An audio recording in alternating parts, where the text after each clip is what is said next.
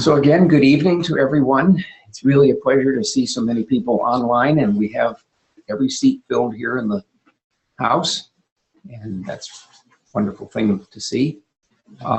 Tonight's topic is a very, very special one for me, and I put, I must say, quite a bit of work into it. I had seen some previous postings about Karmic Shadows, and when I sat down to work on it and to think about what I might say, I started thinking of more and more shadows, and I keep adding more, even since I put the blog up on my website, partnershipforwellbeing.com website.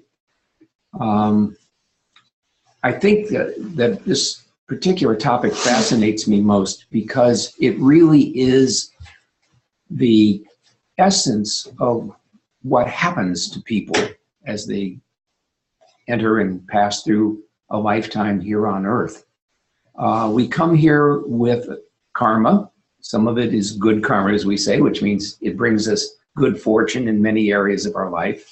And we come with some karma that creates challenges for us. And part of the purpose of those challenges is to work out what we call karmic debts and free ourselves of those things so that we can have a more expanded awareness and live in a greater level of bliss and supportive nature. It also, our karma and the karmic shadows that we get have to do with the lessons that we have to learn in this life. Everyone in their life has certain lessons that they are supposed to learn. Some people say that's why we are incarnated, right? Is to come here and to learn those lessons. And again, it's all about our spiritual development, about moving on through life. And the one other area which is actually very much related is about faith, about developing faith, confidence in, and you can use whatever word you want to use to describe it, the intelligence of nature, God, or any other word that seems to imply a higher level of intelligence of the universe. And so some of us are dealt, you might say, a hand that we have to play that has to do a lot with the faith that we may have. And when I talk about faith, I always think of the story of Job from the Bible, which interestingly almost no one has read because it's very long and very tedious and goes into great depth about karma. But I do encourage people to try to read that. It's really quite a fascinating topic. But ultimately, Job is the example, the ultimate example of the test of faith and coming through, passing that test, coming through that test, and earning a very great reward as for having done that.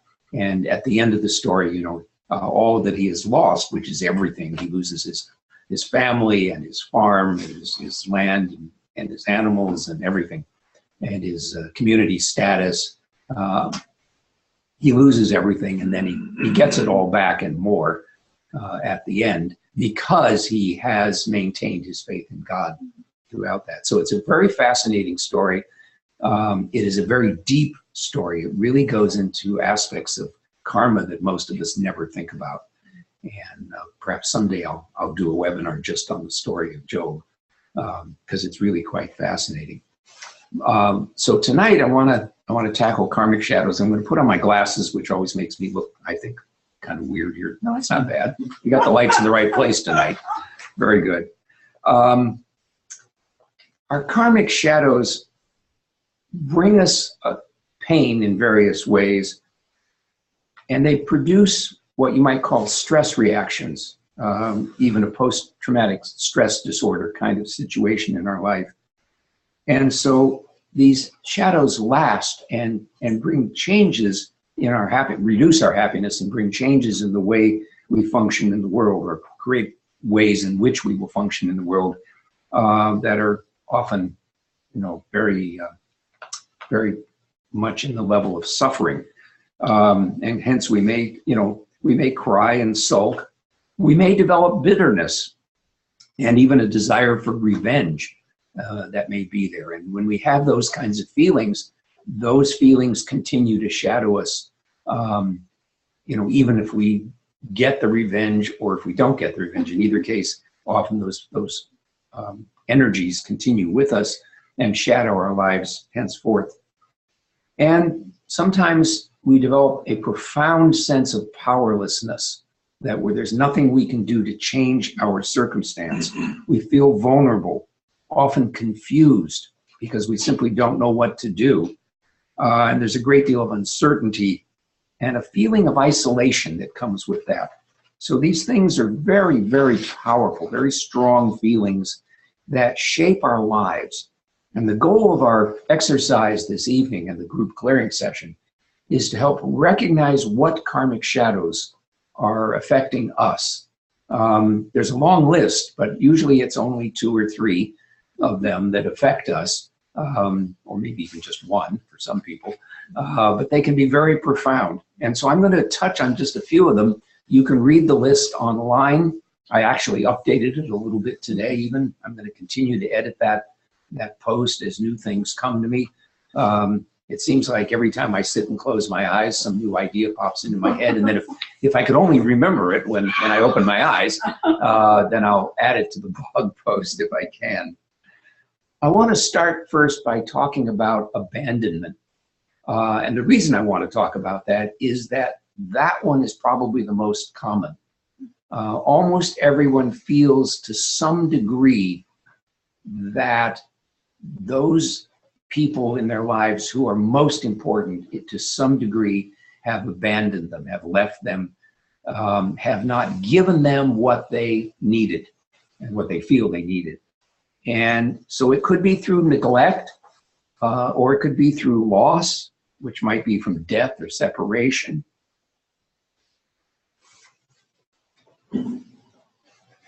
Chronic feelings of abandonment result in pervasive feelings of isolation, insecurity, and unworthiness. One loses the capacity to trust people, authorities, or even to trust God. It makes intimacy essentially impossible, or it certainly compromises our capacity for intimacy. One perceives life as a struggle against forces stacked against oneself, a struggle one must face alone. And in my work, abandonment comes up very, very frequently. And what we find in the course of working with that is that people need to feel a reconnection with the love that comes from family, friends, and the divine. And for many people, it is literally on that level of the divine that they need the greatest level of connection. And the interesting thing to me about that is that people can say that they feel the love, but they don't act as though they feel it. They don't act as though they believe it, that they own that capacity to be lovable and therefore to be able to love. And so sometimes it takes rather a lot of work to develop that ability. It doesn't always happen overnight, even though we can shift the energy of that and open the heart, as it were, to accepting love. But there's always that part inside that is so frightened that it will lose that again. That's a really telling point. There's the fear of losing that support, that love, that attention again, that we don't open ourselves, we cut ourselves off from accepting it when it's offered to us. And oftentimes we wind up testing it. And that's a very painful thing. And I've seen that show up enormously in people who have addiction problems. It's like they've substituted a substance often, or a behavior. Sometimes it's addiction to a behavior like gambling and all that goes with that, as a way of being able to have some control over that, some predictability, over that. They know what the feeling is, even if they win or lose. That's not actually the point. It's the feeling of playing the game. And then, so addicts will often act in those ways, and then test the relationships that they develop. And of course, what testing a relationship does is convey to the other person that you don't believe them, and you're not really sincere, and that you're going to run away sooner or later. And then sooner or later you do, because you just can't stand being tested again and again and again. And that reinforces then to the person who suffers from the abandonment issue the phenomenon that you're being taken away. Your love is going to be taken away. So it's a very, very difficult shadow to get out from under on the level of believing and thinking about it. The energy we can transform, but then a person needs to, in their life, demonstrate or try out some things that allow them to take, I often say, take baby steps. Try a little bit of a relationship, a little something. See how it goes. And then, of course, it's extremely valuable to learn the lesson that what you think is directed at you is actually all about the other person, and it isn't really about you. And that's a very difficult lesson also to learn, because we tend to take things personally. If somebody says, I don't like you, you tend to think, I'm not likable. And what that means is you've allowed them to pass judgment on you, rather than saying, I like me. If you don't like me, that's your problem. And so that's a level of, again, of personal growth, which is very critically important in life and very, very much a part of the abandonment issue. The next one I want to talk about, and it came up because several people told me that it was an issue that they wanted to deal with tonight, and so I want to spend a little bit of time on it. The issue is betrayal. What betrayal is knowing that the harm that you have suffered was inflicted on you intentionally. And that's where the real prick of the thing comes. It's knowing that somebody did something to you and they meant to do it. So they betrayed you in some way. They betrayed your trust.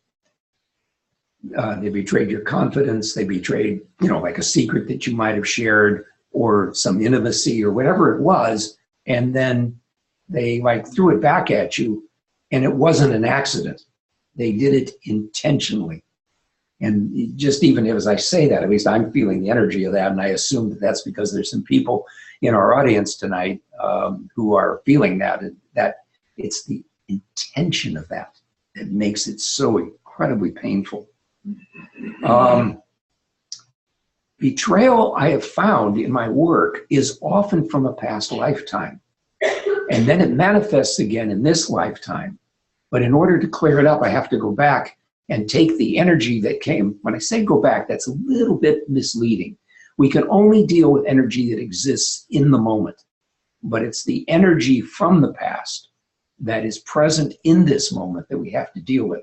And so you may have had repeated episodes of betrayal in your life. It's not necessary to even think about each one of them individually. And you probably are unaware even of episodes of betrayal from past lifetimes. But when I do the work, we're clearing up all of that energy. And oftentimes these patterns are familial. That is, it's not just you, but it's your mother or father and grandmother or grandfather, and so on, back through the lineage. And I can track that energy and then change all of that. And of course, the goal of that then, and I often say it to clients, is that when you make that transformation, you bring an end to that karma that has passed through your family generation after generation. And so we can get a kind of true freedom, not just for yourself, but for all the other souls that have been involved in that karma.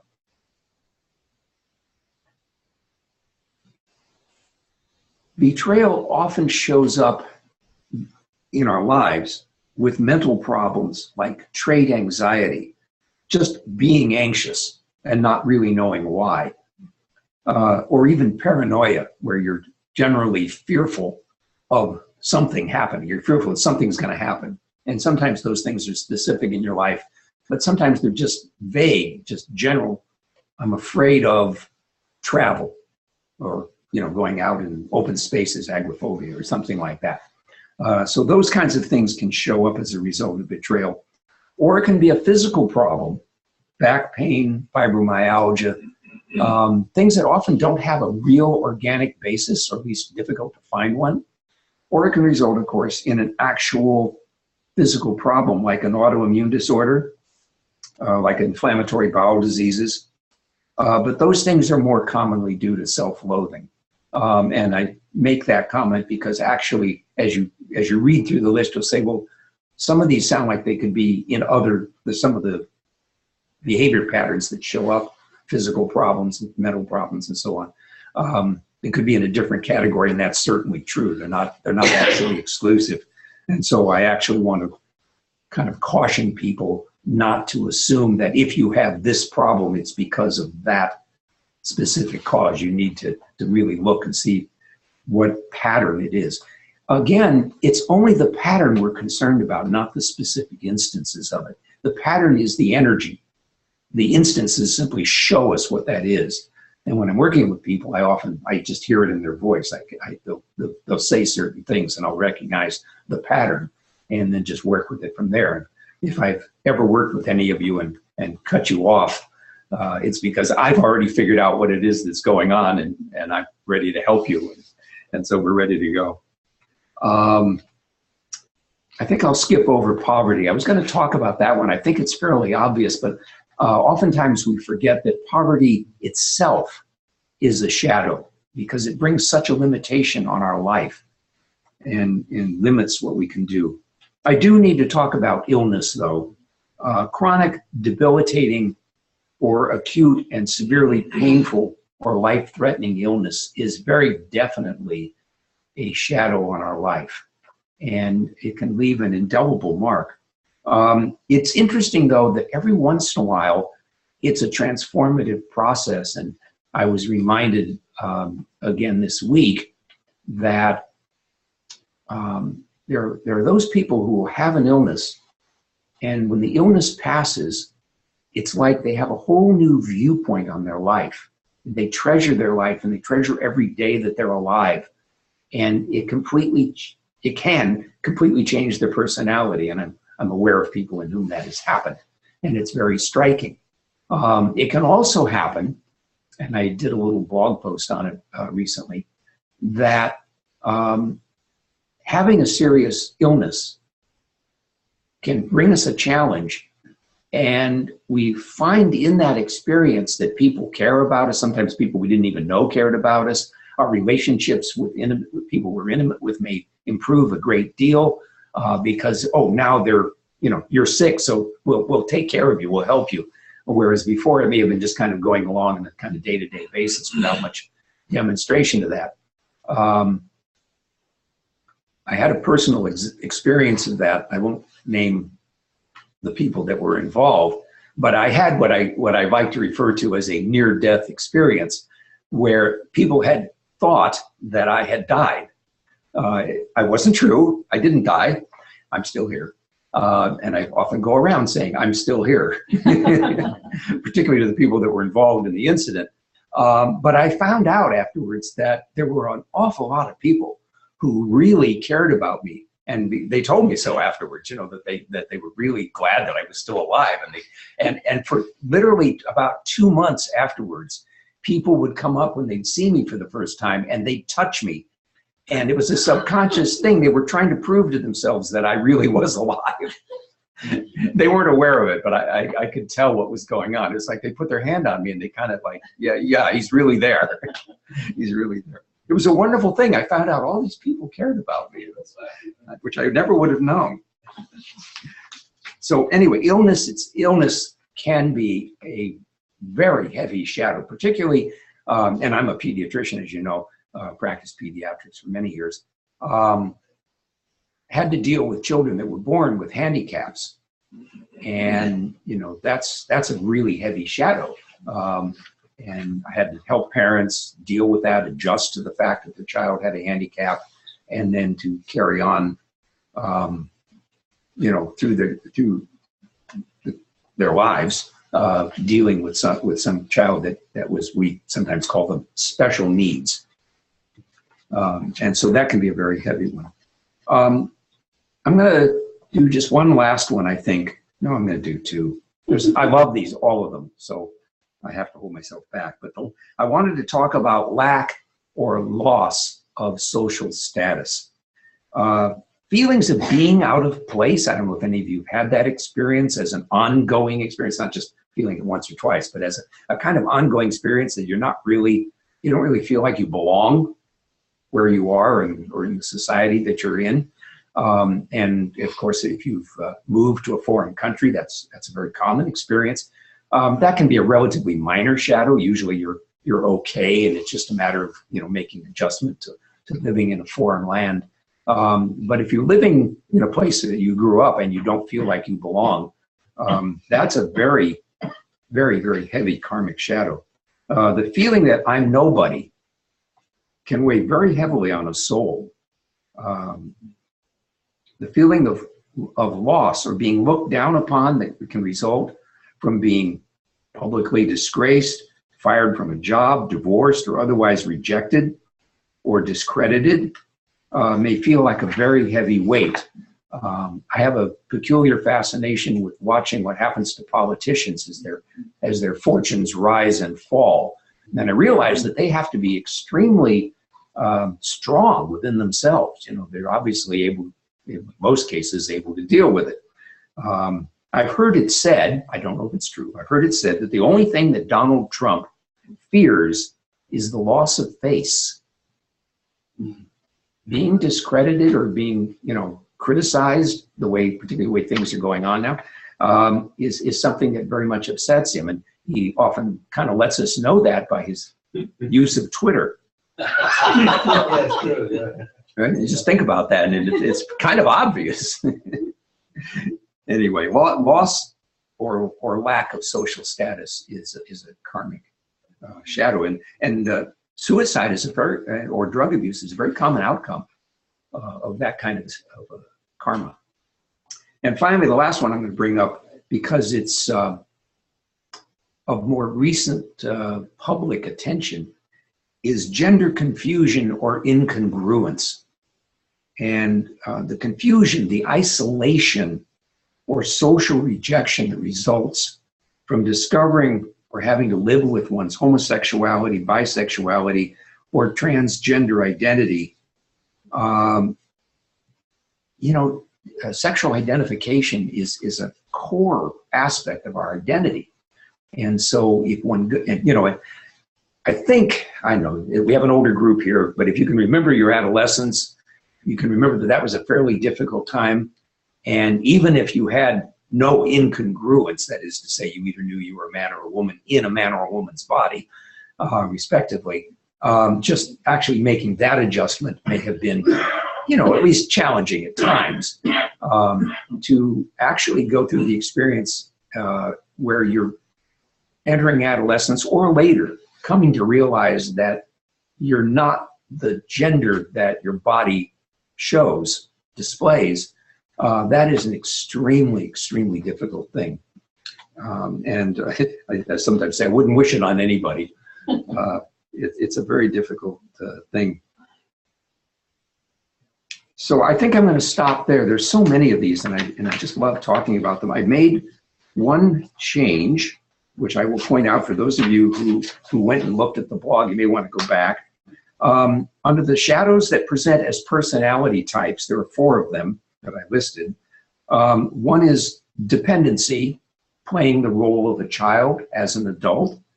A second one was victimhood, is what I put, and I added martyrdom and masochism to that particular topic, which is being hurt by others over and over. The victim finds himself exploited or in abusive relationships The martyr believes that they suffer for the well-being of others, but they're still suffering, and hoping that their generosity will win them respect, adoration, and love. And the masochist equates pain with love. They seek more suffering in the mistaken belief that this means that they are loved more. So I'm not going to discuss that any further now. I think I have enough material to write a book, or at least a chapter in a book. I've only got a few pages of it written out, but we're off to a good start, and it's been a lot of fun. So we're going to move now into the group clearing portion of tonight's program. So I'm going to do a little thing here, and then we're going to shift.